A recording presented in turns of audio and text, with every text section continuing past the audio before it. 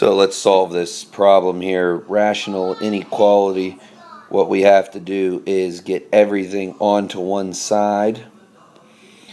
And once we do that, we got to combine these two fractions into one. So we do that by finding a common denominator. The common denominator is a combination of these two terms. So this one over here on the left needs an x over x, and the one on the right needs an x minus 4 over x minus 4.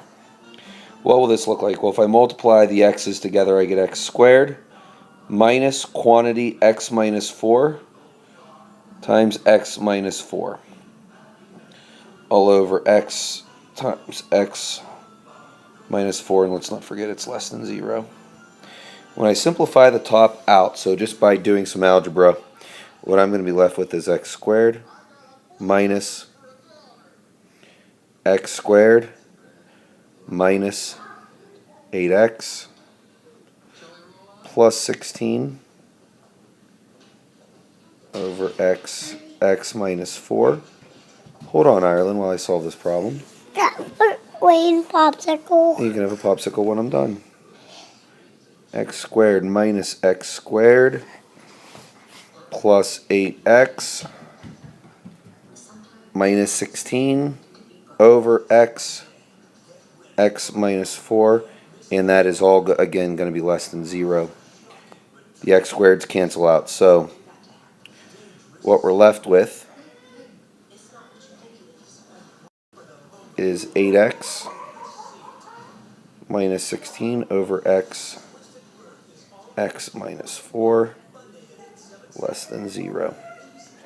From here we set the numerator equal to 0. This is the 0 of the rational expression, and when we solve that we get x equals 2.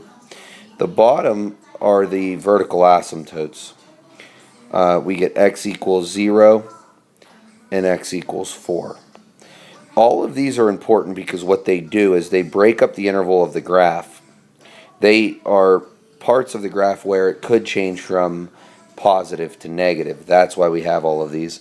And what we do is we put them on a number line. So we have 0, 2, and 4. None of these are part of our solution, so I keep them open. So then we pick test values, -1, 1, 3, and 5. And what I'm going to do with these test values is I'm going to plug them into the rational expression 8x minus 16 over x times x minus 4. And again, I want to know when they're less than 0, meaning I want to know on the interval where we have negative intervals. These test values, -1, 1, 3, and 5, represent if the function is positive or negative on that interval. So for instance, when I plug in -1 into my function, on top, again for 4x equal -1, I get, on top I get a negative number divided by, on the bottom, you get a negative times a negative, so that's a positive. So it is a negative.